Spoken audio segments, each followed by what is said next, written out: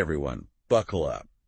We're diving deep into the future of Ontario universities today. Oh, yeah, this is going to be a fun one. This report we found, it's saying Ontario universities are on the brink of a financial cliff. Did you see that? I did, yeah, and that's not even the half of it. Right. And then you layer on top of that AI completely shaking up the education system. Yeah, how can they handle both? It's a lot. It's a lot. We got to unpack this, right? Let's get into it. Let's do it. So this report, it's painting a pretty stark picture.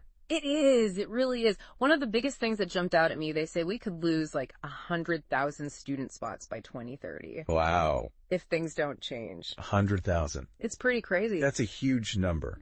What's causing this? Like, what are the biggest factors here?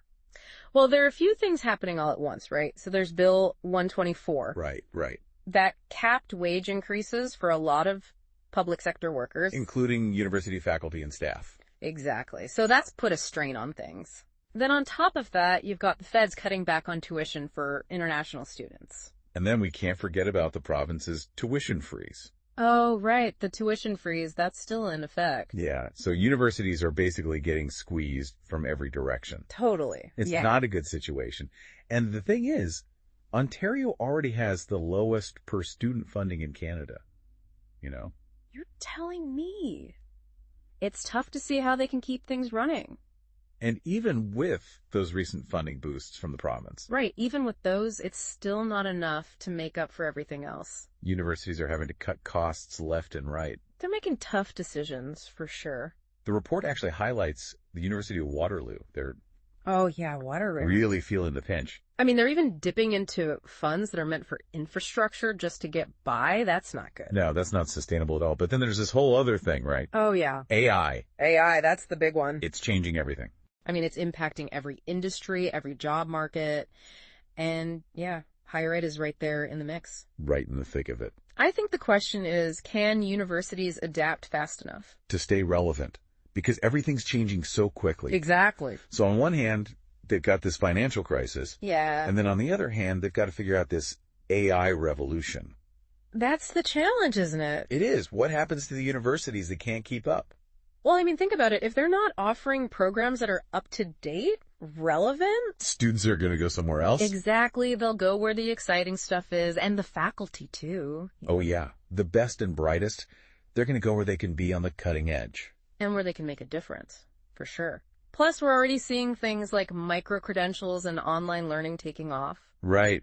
People are Yeah. looking for different ways to learn. It's not just about that 4-year degree anymore. Things are changing. So it's not enough for universities to just keep doing what they've always done. Nope. But this whole AI thing, it's not all doom and gloom. Right? No, absolutely not. There's huge potential there. It's a huge opportunity. That's what this author was getting at. They seem really optimistic, actually. Oh, yeah. They've been working on AI solutions to improve the whole student experience, personalized learning, that kind of thing. Oh, I see. AI tutors that give you feedback in real time. Imagine that. That would be amazing. Even virtual labs and simulations you could learn from anywhere. It's wild to think about. Yeah.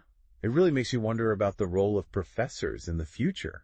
Right. Will AI replace them, or will it give them new tools to be even better teachers? It's a good question, and I don't think anyone really knows the answer yet. No. Yeah. But it's exciting to think about. But here's the thing. What's that? Integrating all this AI, that's got to be expensive. Oh, for sure. There's definitely an upfront cost. And universities are already struggling, so how can they afford to make those investments? Yeah, that's the million-dollar question. The author talks about that, too. Okay, what do they say? They're calling for some pretty big changes to how universities are funded. Interesting. One idea is to use AI to track performance, like how well universities are using their resources. So data-driven decision-making. Exactly. And then there's this idea of collaborating to cut costs. I like that. Like having a shared online platform for all the administrative stuff across multiple universities. That would save a lot of money. Right. Less duplication, more efficiency. They estimate universities could save up to 30% Wow. by doing things like that. 30%, that's huge. It's a big number, for sure. So it's not just about keeping the lights on. No, not at all. It's about rethinking what a university can be in the 21st century. That's the exciting part. It is exciting, but how do we actually make this happen? Well, they're not talking about some top-down solution. Okay. It's got to be bottom-up, community-driven. Everyone has to be on board. Students, faculty, administrators, Even the government. working together. It's a team effort, for sure. A united front for education, that's what we need. But what about us? What can we do as individuals? What can any of us do? To be part of this conversation, to make sure Ontario universities not only survive, but thrive. It's a good question. The challenges are real, we've seen that, but there's so much potential here, so much opportunity. There really is. It's going to be fascinating to see what happens next. Definitely fascinating to see what solutions they come up with. I think that's a great place to leave it for today. Thanks for joining us for this deep dive into the future of Ontario universities. It's a complex issue, but one that deserves our attention and thoughtful consideration. What do you think the future holds for higher education in Ontario? Let us know your thoughts in the comments. Until next time. See ya!